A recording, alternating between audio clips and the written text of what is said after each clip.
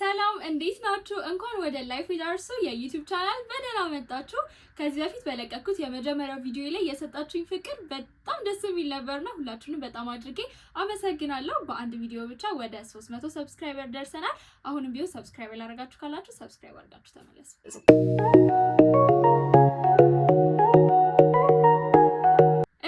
ዛሬ በሁለተኛው ኤፒሶዳችን የምንወያየው አዲስ ሃይስኩል ለሚገቡ ተማሪዎች እንዲሁም ደግሞ ሃይስኩል ላይ ሆነን ምን አይነት ቻሌንጆች ያጋጥሙናል የሚለውን ነው የምናየው።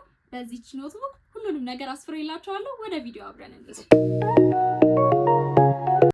በመጀመሪያ ሃይስኩል እኔ ከ4 ዓመት በፊት ነበር የገባሁትና ሃይስኩል ስገባ የነበረኝን ደስታ በዚህች 1 ደቂቃ በማትሞላ ቪዲዮ ላሳያችሁ። ሰላም እንግዲህ ዛሬ መስከረም 3 2015 ዓ.ም የመጀመሪያ ትምህርት ቤት የምንሄድበት ቀን ነው። እንደበፊቱ መጋደም ምናምን የለም። ዛሬ ሁላችንም 11 ሰዓት ነው የምንነሳው። ያው እንግዲህ እንደዚህ ለብሼ ነው የምሄደው። 9ኛ ክፍል ሃይስኩል ገብተናል።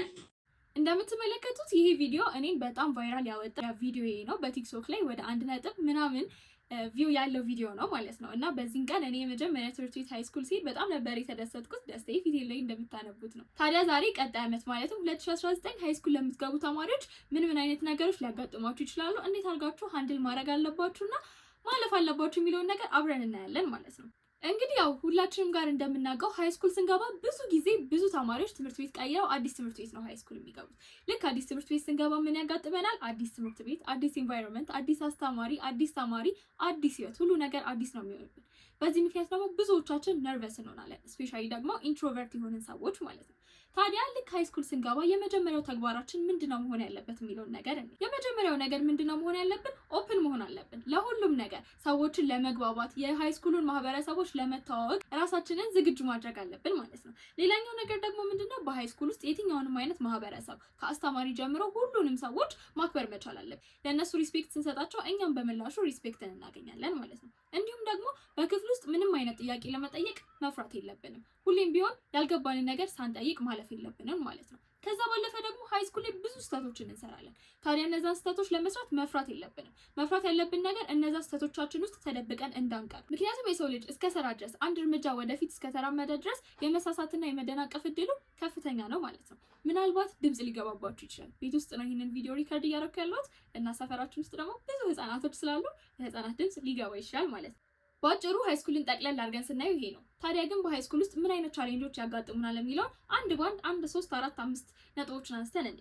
የመጀመሪያው ነገር ምንድነው? ጓደኛ ማፍራት ነው። ጓደኛ ማፍራት በጣም ከባድ ነው። ስፔሻሊ ደግሞ አዲስ ትምህርት ቤት ስንገባና እዛ ትምህርት ቤት ውስጥ ያሉ ተማሪዎች ደግሞ ከ8 ወደ 9 እዛው ባንድ ትምህርት ቤት ውስጥ ያለፉ ሲሆኑ ይከብደናል። ምክንያቱም እኛ እዛ ጋር አዲስ ኦድ የሆነ ሰው ነው የምንሆነው ማለት ነው። ታዲያ ግን ጓደኛ ስንመርጥ በጣም አተኩረን አይተን መሆን አለበት። ምክንያቱም የብዙ ሰዎች እሱማ ሃይስኩል ከገባ በኋላ እኮ ተበላሸ ሲባል እንሰማለን። ያ ደግሞ ምንድነው ዋነኛ መንስኤው ስንል ጓደኛ ነው የሚሆነው። ማንነትን እንድነግርህ ጓደኛህን ንገረኝ አይደል የሚባለው። ስለዚህ የምንመርጠውን ጓደኛ መጠንቀቅ መቻል አለብን ማለት ነው። ምክንያቱም እነዛ ጓደኞች ወዴት ይወስዱኛል፣ እነዛ ጓደኞች ምን አይነት ጸባይ ያላቸው የሚለውን ነገር ቀድመን ማጠንጠን አለብን። ካልሆነ ህይወታችን ሊያምርም ሊሰምርም፣ ህይወታችን ሊበላሽም ሊጠፋም የሚችለው በጓደኛ ነው። ይሄ ብዙዎቻችን የምናውቀው ነገር ነው። ስለዚህ ጓደኛ ስትመርጡ መጠንቀቅ መቻል አለባችሁ። የምትመርጧቸው ጓደኞች እናንተን ወደ አላማችሁ የሚረዷችሁ፣ ከእናንተ ጋር አብረው ለመጓዝ ዝግጁ የሆኑ፣ ዋና አላማቸው ትምህርት የሆነ ነው እንጂ መሆን ያለበት ዋና አላማቸው ሳቅ ጨዋታ የሆነ ወደ ተለያዩ አላስፈላጊ ወደሆኑ ሱሶች የሚወስዷችሁን ጓደኞች መምረጥ የለባችሁ። ብዙ ጊዜ ሃይስኩል ላይ በዚህ ነገር ማን ሲጠቃ እናያለን ካለን ወንዶች ሲጠቁ እናያለን። ሱስ ውስጥ መግባት ልክ እንደ ፋሽን ይቆጠራል። አሁን ባለንበት ዘመን ደግሞ የማያጨስና የተለያዩ ነገሮችን የማይጠቀም ተማሪ ልክ እንደ ፋራ ነው የሚታየው። እኔ ልምከራችሁ፣ እውነት ፋራ ተባሉ። ፋራነት በጣም ደስ የሚል ነገር ነው። ሱስ ውስጥ ገብታችሁ ሳምባችሁን ጎድታችሁ ህይወታችሁን ከምታበላሹ ፋራ ተብላችሁ ጤናችሁን ጠብቃችሁ ትልቅ ደረጃ ብትደርሱ እጅግ የተሻለ ስለሆነ ማለት ነው።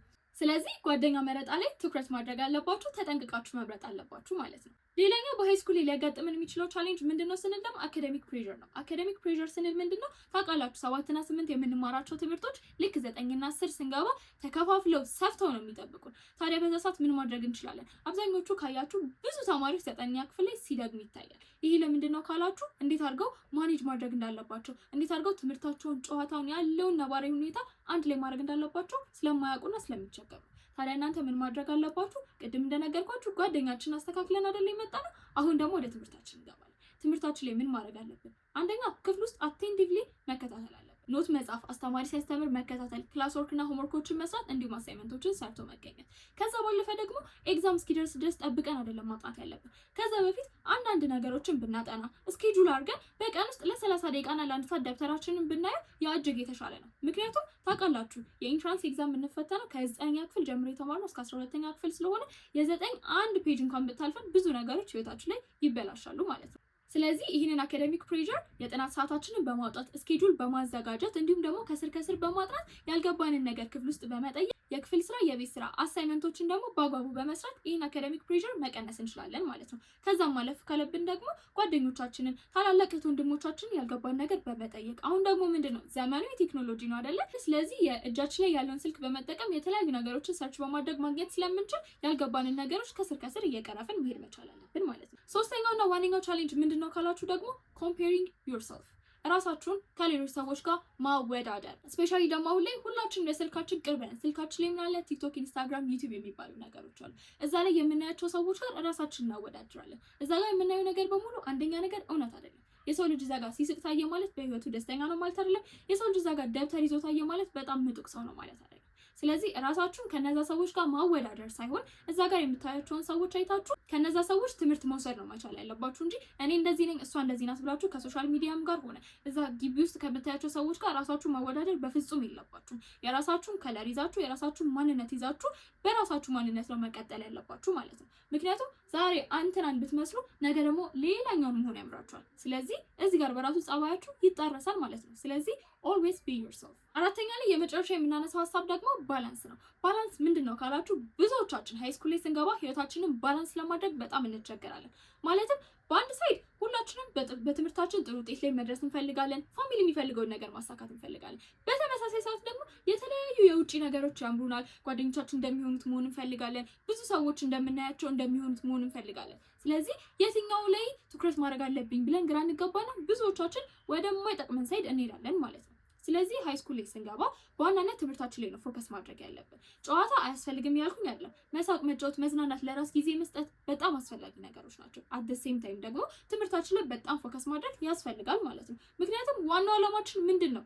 ትምህርት ስለሆነ። ስለዚህ ትምህርታችሁ ላይ በደንብ ፎከስ ለማድረግ መሞከር አለባችሁ። እንዲሁም ደግሞ ወደ ትምህርታችሁ ወደ ዓላማችሁ የሚያስጠጋችሁ ነው ጓደኛ መያዝ መቻል ያለባችሁ ማለት ነው። እና ህይወታችሁን ደግሞ በሚገባ ባላንስ ማድረግ አለባችሁ። ለዛሬ አይደለም ለነገ ህይወቴ የትኛው ይጠቅመኛል? ትምህርቴን አርፌ ብማር ይጠቅመኛል ወይስ ከነዛ ከያዝኳቸው ጓደኞች ጋር አብሬ ብዘልና ብጫወት ያዋጣኛል? ይሄንን መርጣችሁ ነው መግባት ያለባችሁ ማለት ነው። እሺ አሁን ከትምህርቴ ጎን ለጎን ምን ማድረግ እችላለሁ? ዝም ብዬ መማር ነው ያለብኝ ወይስ ምን ማድረግ እችላለሁ የሚለውን ደግሞ መማር ዋና ዓላማችን እንደሆነ ሁሉ ግን ደግሞ ሳይድ ስኪሎች ያስፈልጉናል። ምክንያቱም ትምህርት ለህይወት መሰረት ነው። ስኪሎችም ደግሞ ለፊውቸራችን ትልቅ መሰረቶች ስለሆኑ ማለት ነው። ከትምህርታችሁ ጋር ጎን ለጎን ምን ማድረግ ትችላላችሁ የሚለውን ነገር አንደኛ የእጅ ስራ ጥበቦች ካላችሁ በእረፍት ጊዜያችሁ እነዛን ስኪሎቻችሁን እያዳበራችሁ መሄድ ትችላላችሁ። ይሄ ነገር ለወደፊታችሁ በጣም ስለሚጠቅማችሁ ማለት ነው። ከዛ በተጨማሪስ ምን ማድረግ እንችላለን? አንደኛ ኮንተንት ክሪኤሽን። ታውቃላችሁ እኔ በቲክቶክ ዓለም ላይ ለ5 ዓመት እንደቆየሁኝ አይደለ? ታዲያ እኔ 5 ዓመት በቲክቶክ ዓለም ላይ ስቆይ ተማሪ አልነበርኩ ማለት አይደለም። ተማሪ ነበር፣ ግን አት ዘ ሴም ታይም ደግሞ ምን ሰራ ነበር? ቲክቶክ ሰራ ነበር ማለት ነው። ኮንተንት ክሪኤሽን ዊዝ ኤዱኬሽን አያችሁ አይደለ? ሁለቱን አንድ ላይ መያዝ መቻል አለባችሁ። ሌላኛው ነገር ምንድነው? ቪዲዮ ኤዲቲንግ መማር ትችላላችሁ። ኤዲቲንግ መስራት ትችላላችሁ፣ የኤዲቲንግ ጥበብና ፍላጎት ካላችሁ ማለት ነው። ከዛ በተጨማሪስ ምን ማድረግ ትችላላችሁ? ግራፊክ ዲዛይኖች አሉ። የተለያዩ ቋንቋዎችን መማር ደግሞ በጣም ይጠቅማችኋል። ታውቃላችሁ ቋንቋ መግባቢያ ነው። ቋንቋ ከቻላችሁ የትም ሀገር ሄዳችሁ መኖር ስለምትችሉ ማለት ነው። ስለዚህ የተለያዩ ቋንቋዎችን ለመማር እራሳችሁን ዝግጁ ማድረግ አለባችሁ። እንዲሁም ደግሞ ታናናሾቻችሁን በእድሜ ከእናንተ የሚያንሱትን ተማሪዎች ቲቶር መስጠት ማስጠናት ትችላላችሁ ማለት ነው። እነዚህ ነገሮች እያደረጋችሁ ከትምህርታችሁ ጎን ለጎን አንደኛ የራሳችሁን መኒ ጀነሬት ማድረግ ትችላላችሁ። ሲቀጥል ደግሞ የተለያዩ ስኪሎችን ትይዙባችኋላችሁ ማለት ነው። እንግዲህ የዛሬው ኤፒሶዳችን ይህንን ይመስል ነበር። እኔ ሃይ ስኩል ላይ ስገባ የነበረኝን ነገርም ደግሞ በቪዲዮ ላይ አሳይቻችኋለሁ። ምንም አይነት ሀሳብ ካላችሁ ጥያቄ ካላችሁ ኮሜንት ሴክሽን ላይ ማስቀመጥ እንዳትረሱ። አሁንም ቢሆን ደግሞ ላይክ፣ ሼር፣ ሰብስክራይብ ያላደረጋችሁ እነዛ ነገሮች ማድረግ እንዳትረሱ።